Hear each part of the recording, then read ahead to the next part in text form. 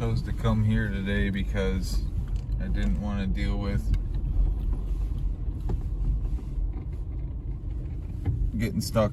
This car can't really do any off-roading, so I chose to come to this place because the road coming in is really nice and this car doesn't have tires. Anyways, another thing, I always use this pass. It's the annual pass. Good for all national, everything. You shall pass. All right.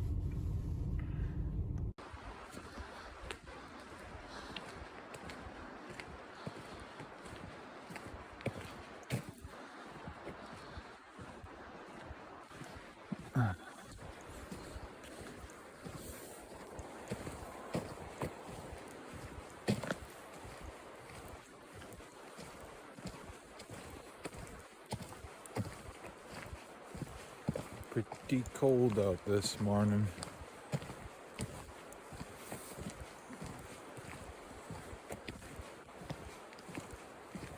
It's going to be very clear sky.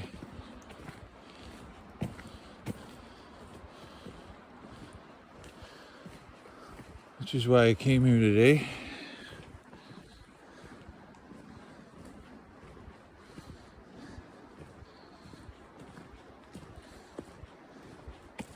Clear means no rain, no snow. Clear means high pressure weather. Clear means that tonight the heat from the earth is going to go right to space. Or more to space. So it's gonna be cold tonight. And there's still frozen frost on everything this morning from last night.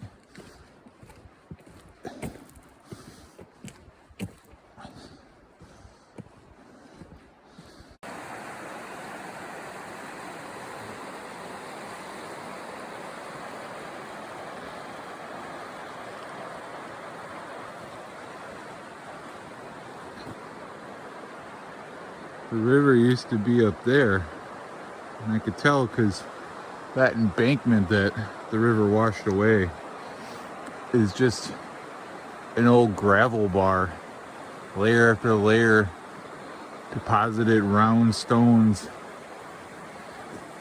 So now the river's down here. Must have moved. But one time it was up there. This part makes me a little anxious. If those rocks broke away, I'd be done for. They rerouted the trail around us, but going this way saves a lot of time. Not maybe a lot of time, but saves a little time. You can see some snow up there. Part of why I wanted to be here was to try out my gear in the cold weather.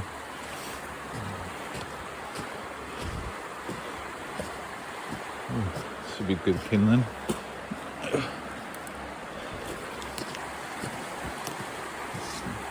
Good kindling has a little snap in it yet.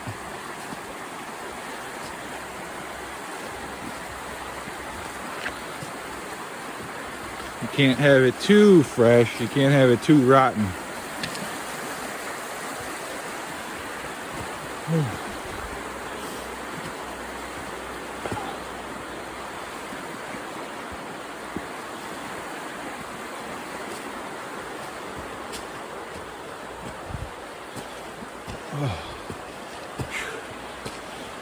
It was kind of cold starting out, but carrying this big backpack, I don't feel so cold now. Darn it, I could have went around this.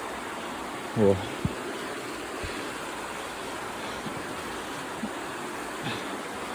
even though it's not raining, I decided to wear my muck boots.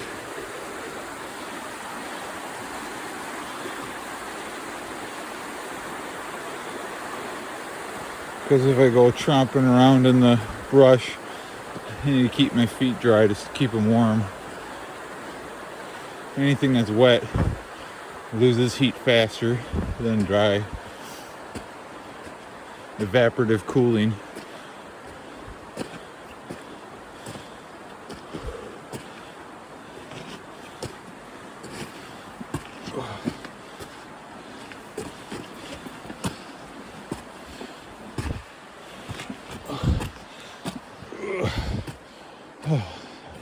Getting plenty warm now.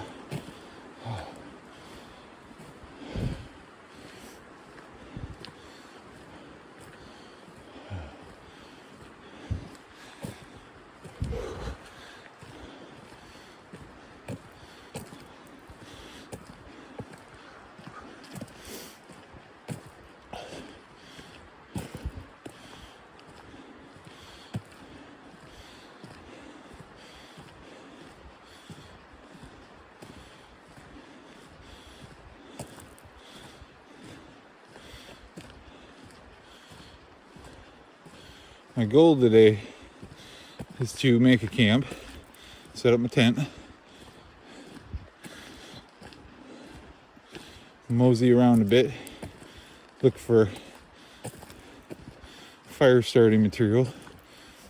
I did pack a little bit of tinder to start, and I got a lighter, so I'm not like friction fire starting this fire, but even with having a few tricks to help out,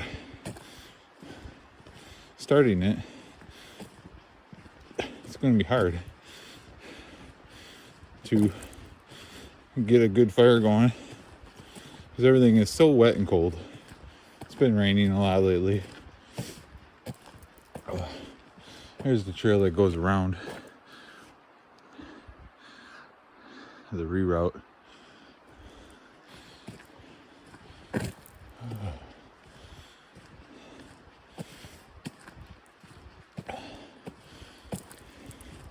Yeah, I guess the road would have been in the river at one point back there. And then the river decided it was good to go somewhere else. Wild rivers.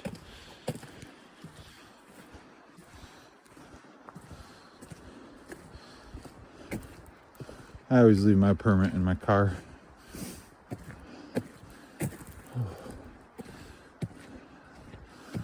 The annual pass costs $80. It goes from the time you buy it to the time 1 year from the time you buy it. They punch the month on it. And it gets you into any national stuff. Probably even some museums and stuff. 2 people can have their name on the card. It is a pass for your whole car.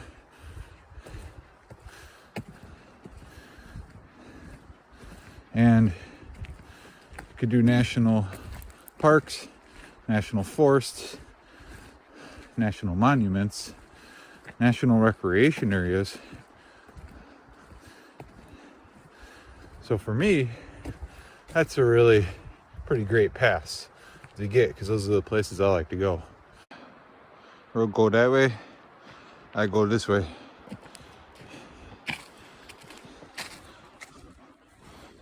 This is where I'm trying to camp tonight. Back when the road was still operational here, this was a campground.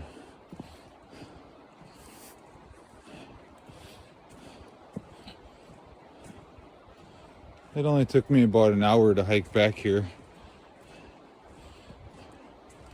So it'll make for a nice to get my stuff packed up quick in the morning and get home on time. This be a great place to ride a bike if you like bike riding.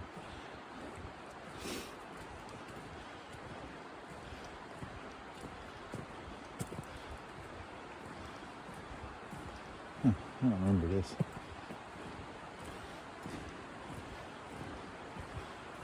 Bridge here. Do I got not a little confused here?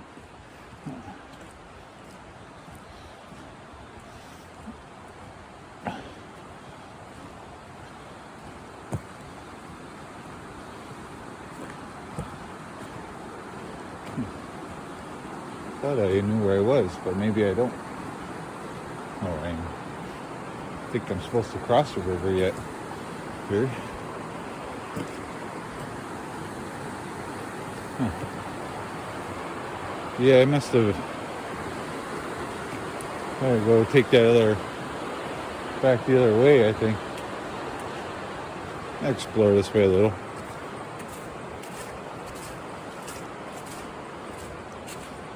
Thought this was the campground, but I don't think so now. Huh. I wonder where that goes. Oh.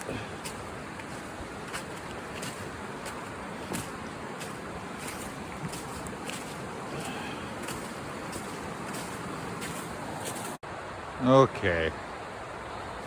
Now I know where I am. This is where I want to be. This is where I'm gonna camp. Even though I've been down this trail maybe 5 times or something like that, I never really noticed that bridge back there.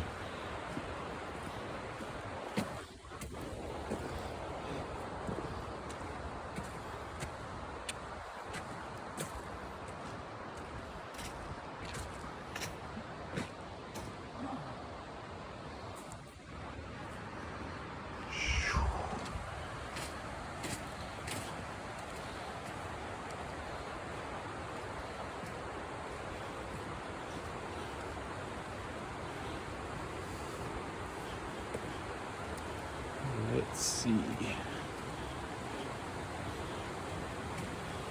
Got a campsite right here. I remember being there with some friends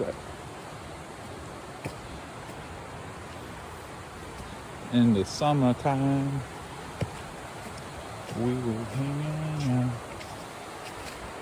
I think I can do a better site than that if I keep going. I don't really want to be like right on the river because the river is cold and wet.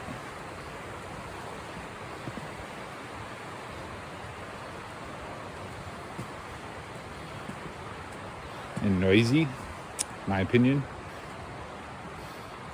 Some people love that noise to sleep next to.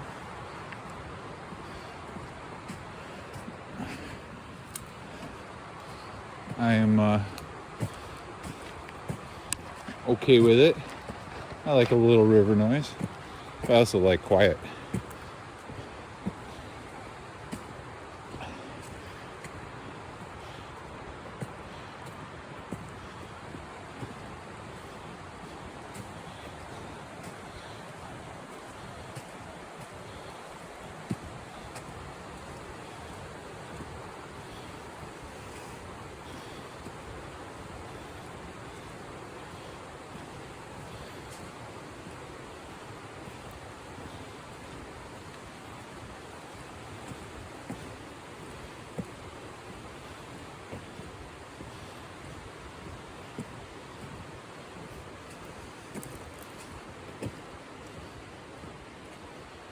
Kind of feeling this area.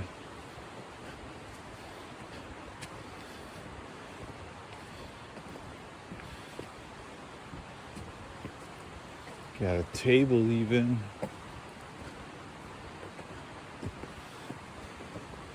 Oh, might be some good kindling.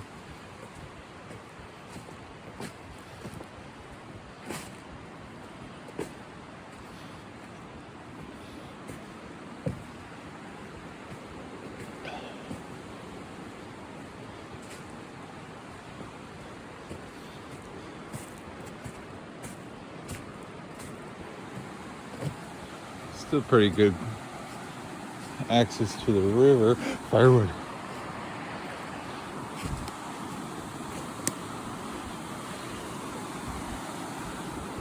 Yeah, I think I'm gonna camp here.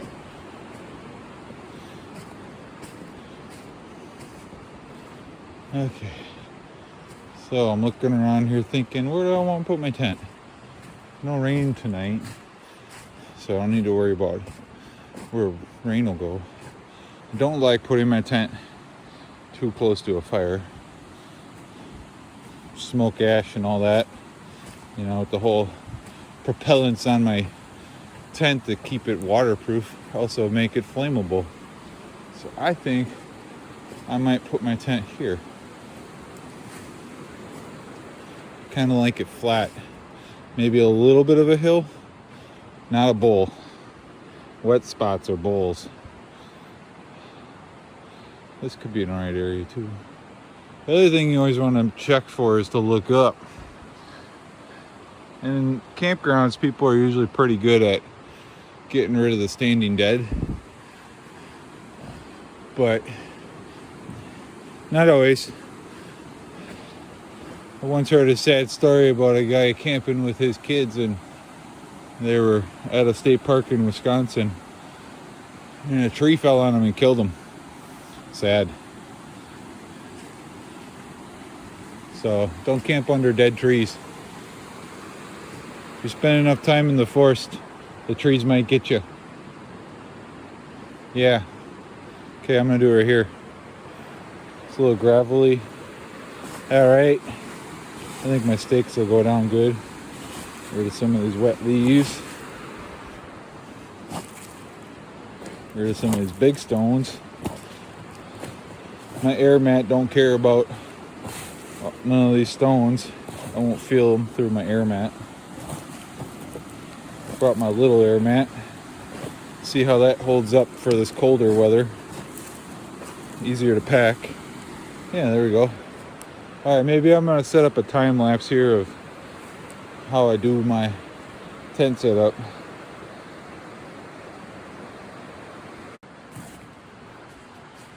I think I'm gonna change my mind, because that's the way we Geminis roll. I'm gonna go over here. I don't want to be quite that close to the river with all of its water noise and stuff. A little more organic minerals in the soil here, but things will probably be a little wetter, but looks flat. Less rocky. That's not really a big deal, but it's kind of clearing a spot, mostly because I don't want to deal with pulling the wet leaves off my tent in the morning. This here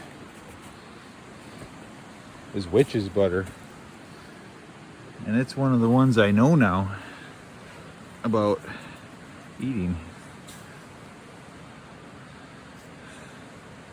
It's kind of got a funny, slimy, chewy, kind of like squid texture. But you know what? It's actually kind of alright.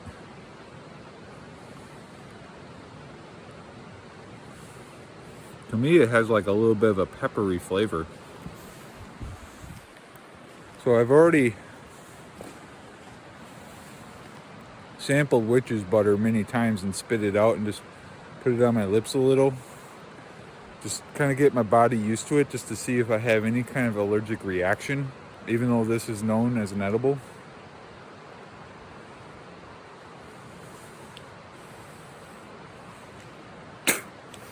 Just to kind of like make sure that it will be good with my body, because you don't necessarily know something that's edible, you could still be allergic to it. I have a friend who found out that they were allergic to sulfurs and ended up in the hospital, so you got to be kind of a little cautious getting to know new things. All right, that looks like a place I could set up this camera.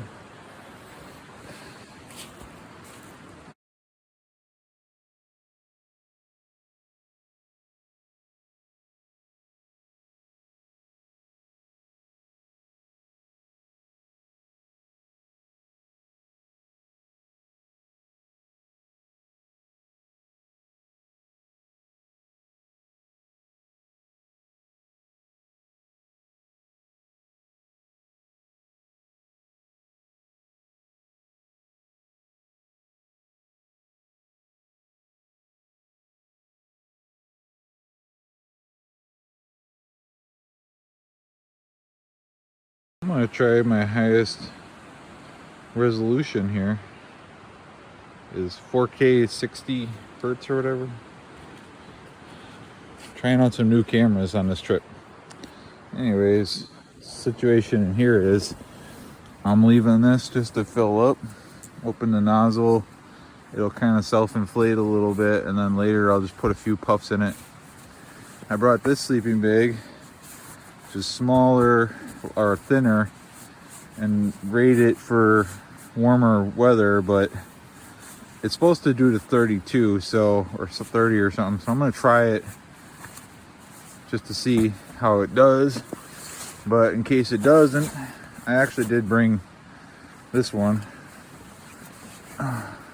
which I don't fit in as good, but 0 degrees Fahrenheit.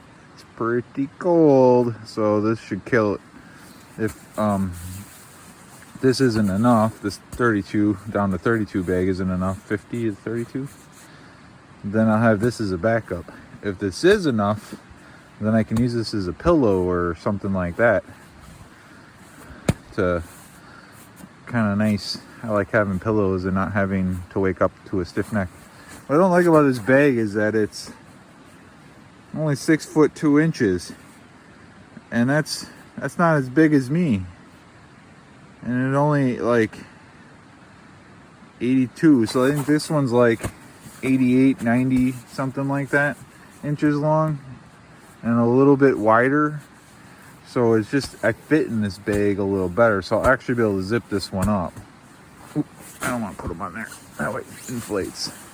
Anyways, plus I've got like 1, 2, 3, maybe 4-ish, depending on what part of me, layers to put clothes on. In the winter, you want to be all about your layers. So I'll put my layers on, and I've got this nice fuzzy hat with a chin strap I like to wear at night to keep myself warm. So the chin strap kind of keeps the hat on so it doesn't fall off in the middle of the night. And the ear flaps muffle sound. This isn't a winter tent, this is a summer tent, but I've been looking for a winter tent for a while. I actually bought one once, but then I laid down in it and my feet touched, the head touched and my feet touched, and that just isn't gonna work. So it's kind of hard finding sometimes some camping gear when you're large sized. So what am I gonna do today? I brought a book to read. Kind of looking forward to reading a little. I can look for mushrooms a little. I brought food to eat. I want to make a fire, potentially. Try and keep drying out some more kindling in my shirt. I want to maybe hike up the trail a few miles and then come back, make it to the other campground, and then come back, maybe pick up some kindling along the way so I can have a fire. I could burn this thing at some point. Fires are nice when it's cold. I did not bring a tarp. Tarps are always a great idea in the winter. Embrace your inner child and build adult forts. Adult forts with tarps in the woods. Anyways. Okay. So here's the deal with fire.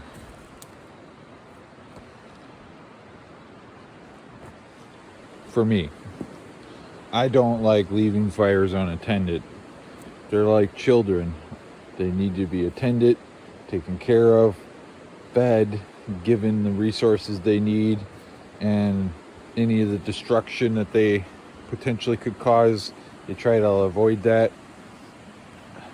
People can get hurt, burned, things like that. Anyways, especially in the summertime, I would not leave a campfire sitting unattended. And this environment here is pretty wet and pretty cold, which is kind of making me want to change some of my plans for the day a little. Maybe focus on doing this more. Sure would like to have a fire today, I think. more than maybe go hiking further. So fire kind of like starts at the sun, and the sun created all these things here with the earth, the sun and the earth. It's carbon. Carbon was made in some sort of a star somewhere else. Not our star, probably, because it's not old enough, it didn't blow up yet, so probably a star before us. Anyways, scattered its carbon around and other larger atoms, and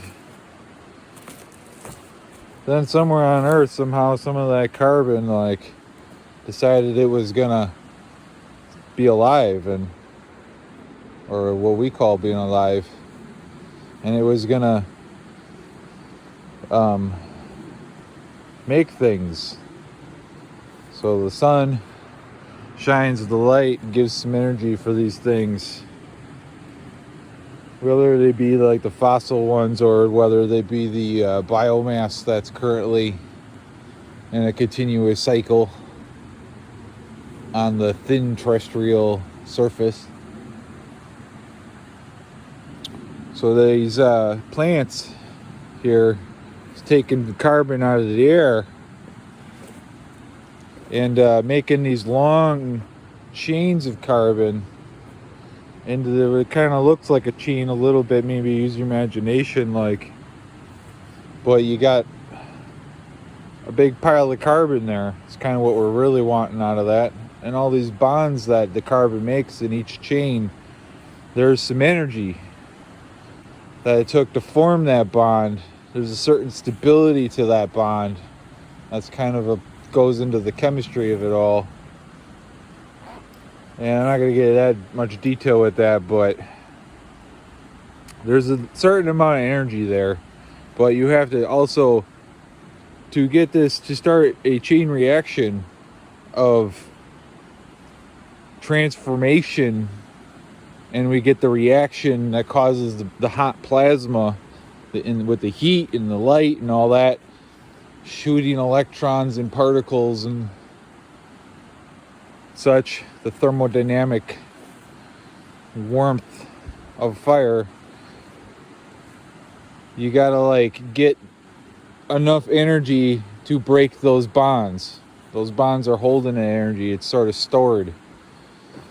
So we need to get these carbons to want to stop being in bonds with carbon and hydrogen and bonding with itself the way that it was put together by the plant in photosynthesis.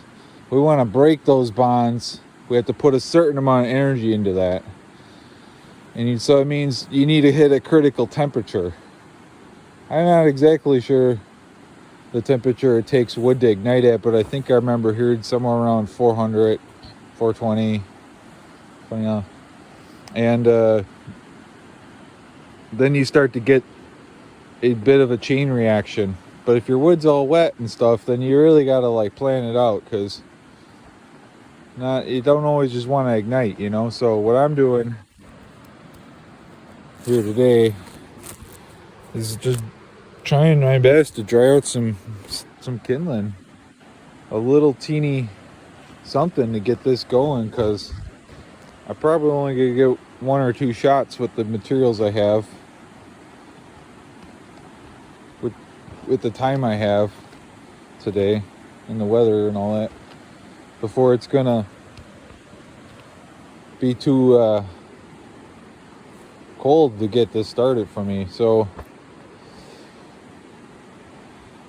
what I'm looking for right now is I'm walking around my campsite area here, and I'm looking for things that are easy to burn.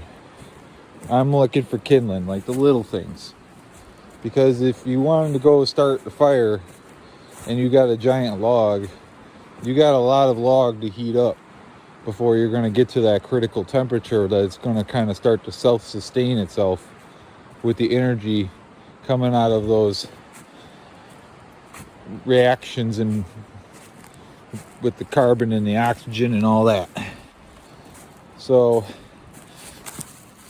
got to get a lot of little kindling. And for this situation, the smaller the pieces, the better. Because the surface area, it dries out better, but also the volume is small. Therefore, the specific heat it takes is smaller.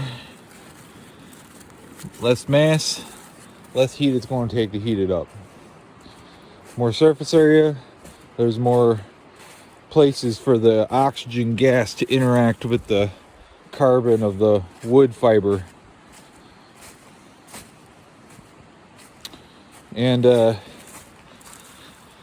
I'm just going to get a lot of this stuff, a lot of little stuff. The more the better, because you go through it fast, and I'm gonna need a lot of little stuff to build up some coals before I could get this thing on the fire. You can't just go from like a spark to a log. You kind of got to work your way up. And generally, the worse the conditions for fire, the more you're going to need of this kind of stuff. Small needles, things. Some needles, when they dry out, they got like an oil in them, and they like to burn once they get a good temperature. But that's what keeps you from having, right there, that's a lot less work to just get a big piece of carbon there and just throw it on and ignore it. But you gotta kind of work your way up to it. So anyways, I'm gonna explore the campground here a bit and just kind of walk around, look for some kindling.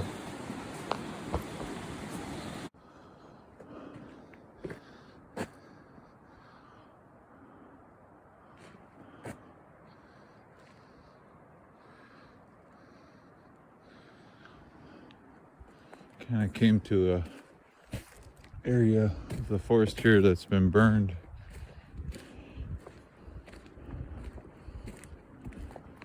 Has such a different open feel to it. Looks like it was several years ago.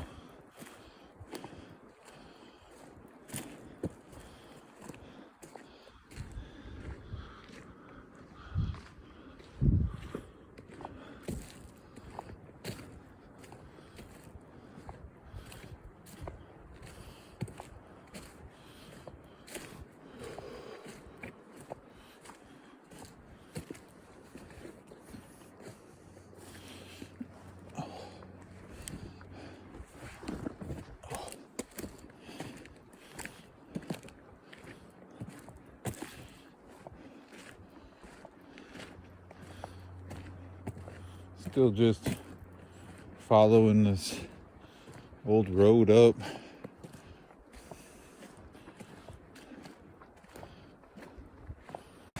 Well, according to this thing, I'm about 1.2 more miles from the campground. Oops, I wanted to lock. Oh, too late. Turn it back on. And I'm gonna try for it. Feeling good. I think all the conditions are right. Try go a little further today. Ooh, old school bridge. Very slippery and icy though.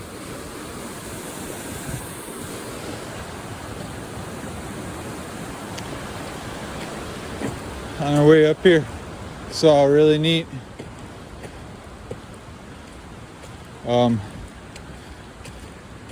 gorge I've never seen before. So this is the infamous, I think this might be what people consider the most difficult trail in the Olympics. That could be for another day.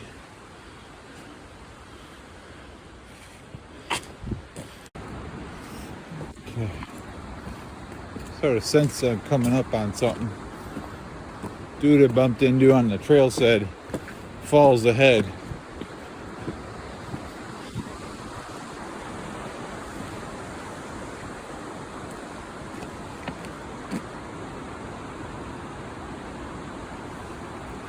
Well, according to this, I'm 0.9 miles from the campground.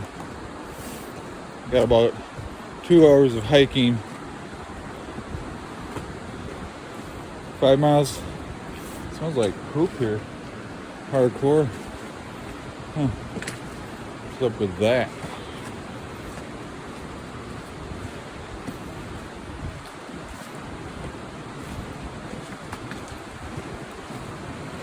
So maybe I can do it if I get my pace, keep my pace up. I think I can do a couple miles an hour at least. Not really stop and stay very long. I see some fast moving water and falls coming up here.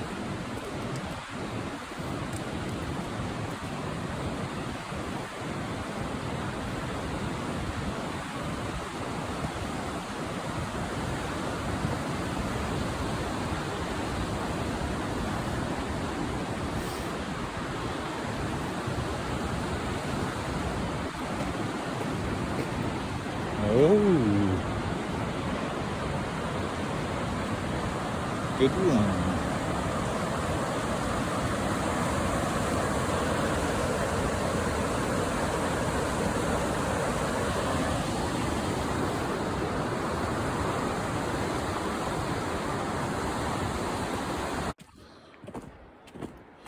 Well, I made it at my turnaround time, almost on the dot. Oh, I don't think I got to worry about that speed limit there. Crazy to think that back in the day, people used to drive up here.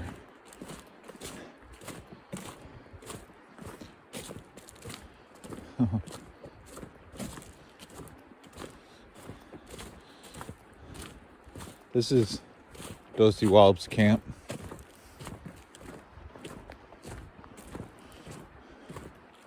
Got the hitching post.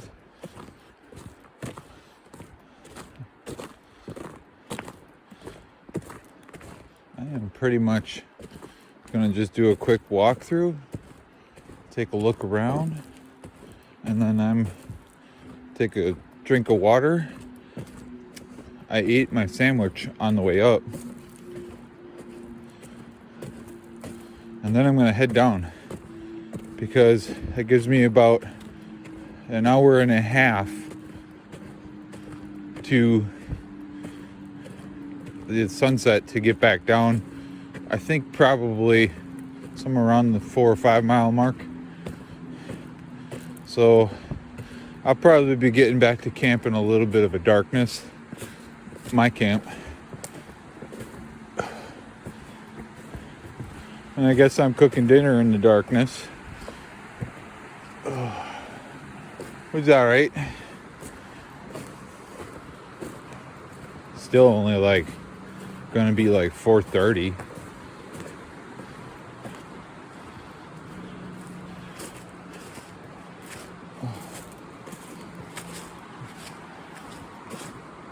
Why is that a bear? Food storage device there?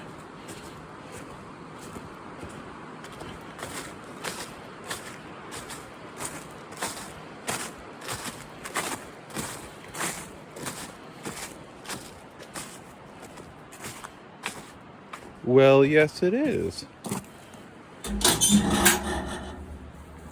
Someone left a little coffee and teepee.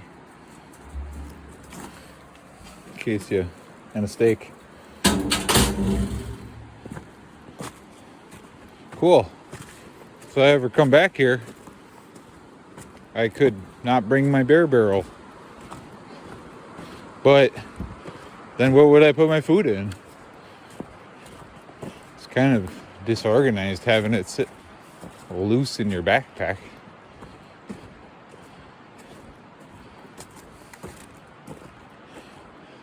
This is a weird place.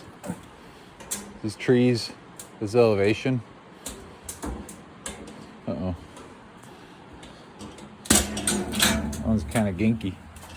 Don't work too good. It's empty. Yeah, I camp here.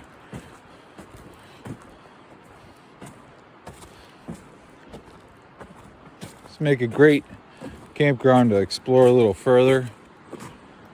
I mean, any campground's a good place to explore a little further, but it's not too far off from the river. I'm not gonna go over there right now. It's got a toilet, some tables and stuff. Yeah. All right. Well, according to my GPS, I got about 1 point something to go. Ooh, ooh. My kindling cleavage is sticking out. Been collecting choice pieces of firewood. Gets drier as it goes down to here. That's the stuff I put in there a couple hours ago. It's actually worked out pretty good. Creates like a little bit of an air space, and like when I want to let more steam out, I open up the zipper, and it's helping dry out this wood. And when I get hot, like going uphill, I just put a couple of sticks in there, and they're kind of cold. Everything's frozen here. I was gonna try some witch's butter up here, but it was frozen to the log. Anyways, that's probably the last chance I'll get to show the peaks of these mountains and how much snow's out here. Snow seems to be pretty much sticking to the tops of the mountains here.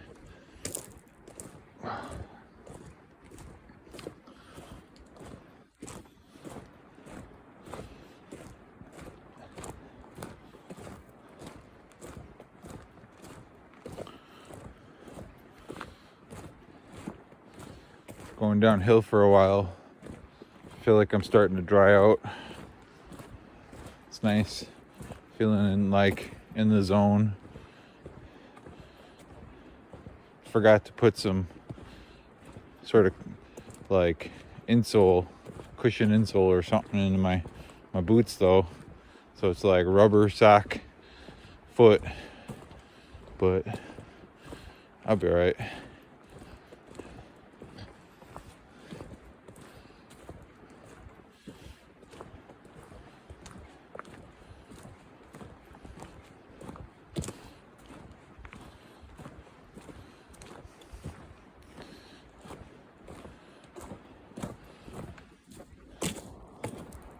It's an old school bridge.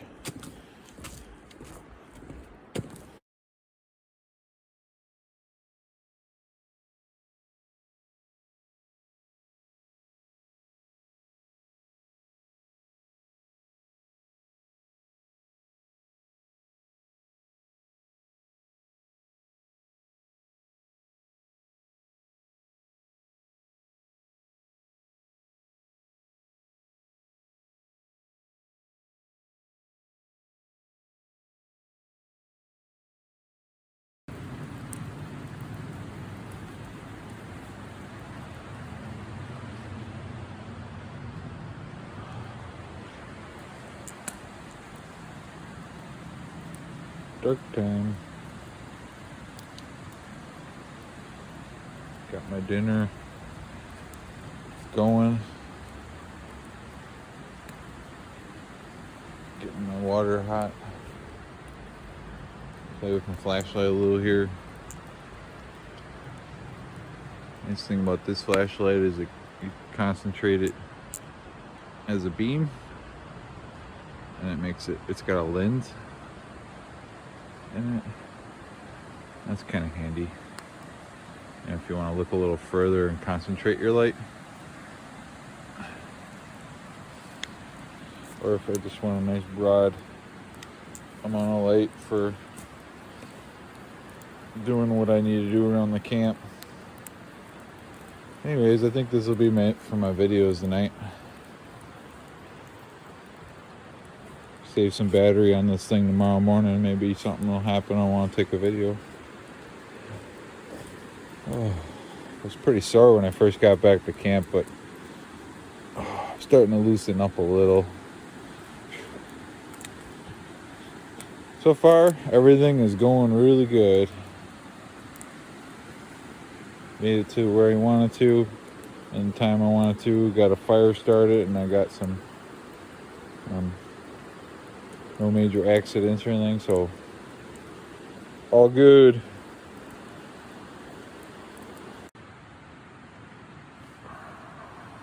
It's morning now. No, I slept a long time. I slept pretty good, actually.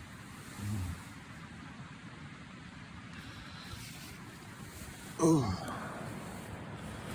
Ended up using 2 sleeping bags.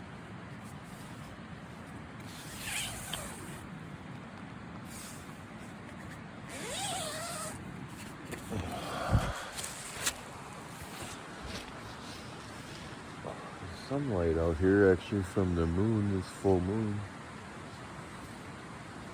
makes the forest look so cool. Oh, I think some guys came here last night. Thought I heard voices.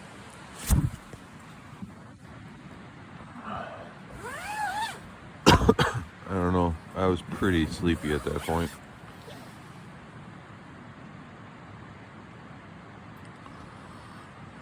I'm gonna be getting up here pretty quick. I'm getting my stuff ready. Make some breakfast, go home.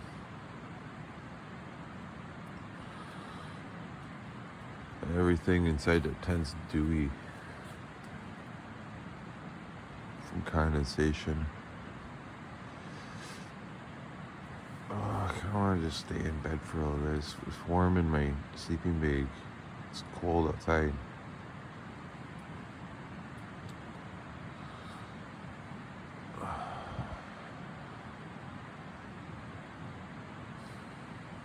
All right.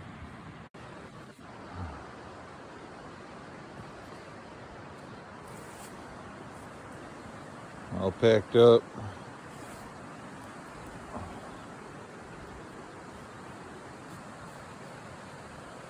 Gonna